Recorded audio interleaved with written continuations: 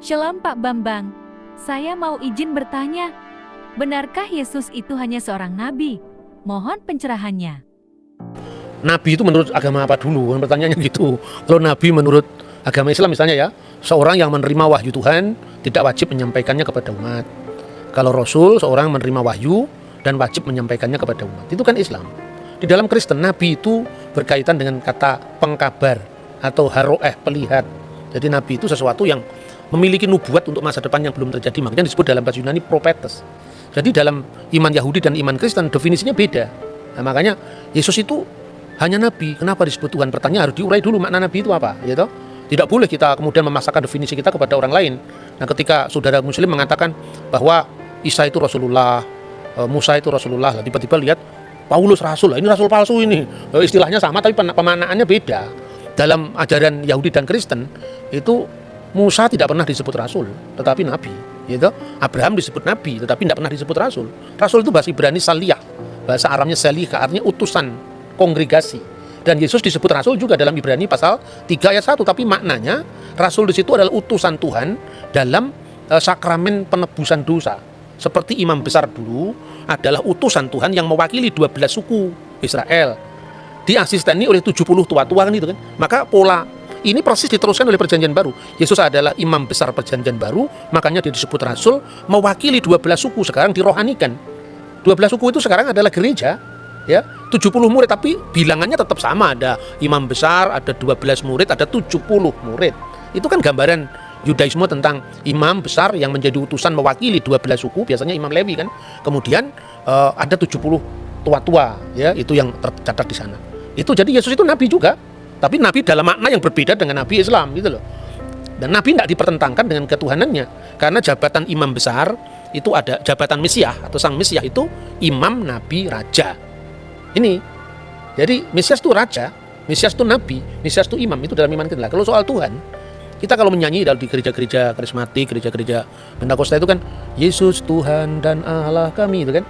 Jadi dalam hal ini Yesus adalah God sekaligus Lord. Saksi Yehova percaya Yesus itu Lord, Tuhan, tapi nggak percaya Yesus itu God. Karena apa? Dia masih rancu dalam memahami Yohanes pasal 1 ayat 1. Jadi Yesus disebut Allah itu bukan kemanusiaannya itu adalah Allah, tidak, tapi praeksistensi. Sebelum firman menjadi daging, firman itu sudah ada dan firman itu adalah Allah. Jadi dalam wujud ilahinya, dalam kodrat ilahinya, firman itu adalah Allah. Kemanusiaannya tentu baru ada telah dilahirkan Bunda Maria kan. Nah, dalam tugas kemesiasannya itu, maka Yesus disebut Tuhan. Tuhan itu Lord. Dari mana teksnya? Kalau kita membaca misalnya di dalam Injil Markus ya, pasal 12 ayat 29 dan seterusnya, itu jelas ketika Yesus ditanya hukum apa yang paling utama dari segala hukum yang ada. Misvah Harishona. Itu yang pertama, Shema Yisrael Adonai Elohenu, Adonai Echad. Shema Yisrael Adonai Elohenu, Adonai Echad. Dengarkanlah wahai Israel, Tuhan Allah kita, Tuhan itu esa. Itu yang menunjuk kepada Godhead, keilahian, divine of Jesus Christ. Tapi kalau kita membaca ayat-ayat selanjutnya misalnya di dalam pasal 12 mulai dari ayat 30 berapa ini? 37 38 ya. Pada suatu kali ketika Yesus mengajar di Bait Allah, ia berkata, bagaimana ahli-ahli Taurat dapat mengatakan bahwa Mesias adalah anak Daud? Daud sendiri oleh pimpinan Roh Kudus berkata, Tuhan telah berfirman kepada Tuanku, duduklah di sebelah kananku sampai musuh-musuhmu kutaruh di bawah kakimu. Daud sendiri menyebut dia tuannya. Bagaimana mungkin ia anaknya pula? Orang yang besar jumlahnya mendengarkan dia dengan penuh minat. Jadi Yesus itu anak Daud, betul, secara daging. Makanya Injil Matius diawali dari inilah silsilah Yesus Kristus, the book generation, ya, Sefer Toledot Yesua HaMasiah. Buku generasi, buku silsilah Yesus Kristus ben David, anaknya Daud ben Abraham. Jadi secara daging dia anaknya Daud karena dia keturunan Daud. Itulah yang merujuk pada kemanusiaan Yesus Kristus. Makanya orang banyak itu kan kaget. Loh, katanya di Mazmur kan dikatakan dia adalah Tuan, Adoni, Tuanku. Bagaimana dia disebut tuannya Daud sekaligus anaknya Daud? Coba kita baca Mazmur ya Tehillim 110, kita baca di sana. Ayat 1 dulu, ayat 1 dulu. Mazmur Mesianik. Ya, Mazmur Mesianik, betul. Le David Mismor, Neum Adonai Ladoni, Sef Lemini Ad Asid Oyefeha, Hadom Relak Leha, menjadi tumpuan kakimu.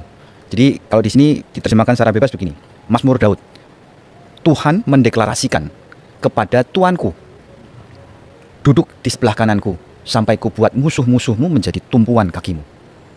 Nah, itu yang menarik adalah permainan kata kalau di bahasa Indonesia Tuhan dengan huruf besar karena itu menerjemahkan YHWH.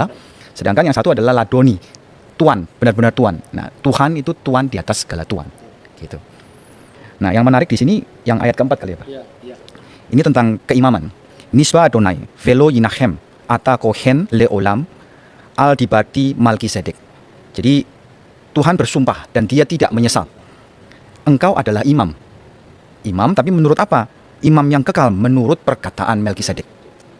Nah, itu keimamannya Yesus, bukan imam berarti dalam dia harus keturunan Lewi, bukan. Tapi dia adalah imam menurut Melkisedek. Makanya tadi disebut ada 3 matra atau 3 aspek dalam gelar Mesias, yaitu raja pertama ya. Makanya disebutkan di situ firman Tuhan, Neum Hashem Ladoni, kepada Tuanku.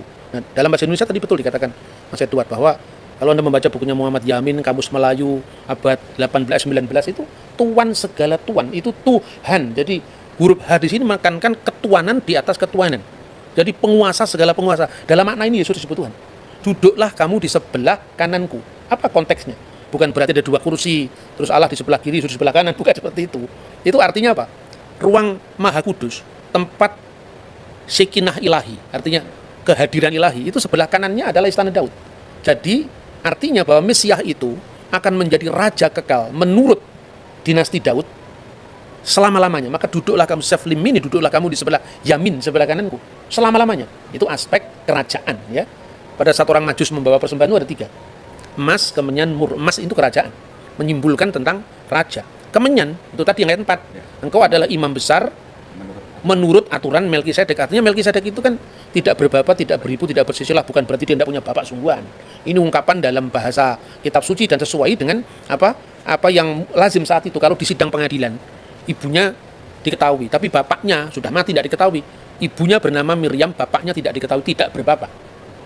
Ya, apater, bukan artinya dia lahir dari batu, bukan seperti itu. Itu konteksnya ungkapan-ungkapan seperti ini kalau orang awam kan sulit ya. Makanya kalau tidak paham membaca Alkitab dalam bahasa bahasa terjemahan letterlock, seperti yang misalnya terjemahan baru, silakan membaca Alkitab bahasa Indonesia masa kini, yaitu namanya terjemahan dynamic equivalent translation. Jadi diterjemahkan sesuai dengan maknanya, bukan bentuk bahasanya. Itu menarik. Jadi yang pertama raja, yang kedua imam, lambangnya adalah kemenyan, dan mur itu lambang penderitaan. Sekaligus juga bahan wangi-wangian kan mur itu. Jadi maka ketika Yesus itu diminyaki dengan minyak wangi dan mur, itu melambangkan via dulurusannya. Maka imam, nabi, raja. Nabi ini merujuk pada figur hamba Tuhan yang menderita yang dinubuatkan di dalam Yesaya pasal 53, Mazmur pasal 20 ayat 17.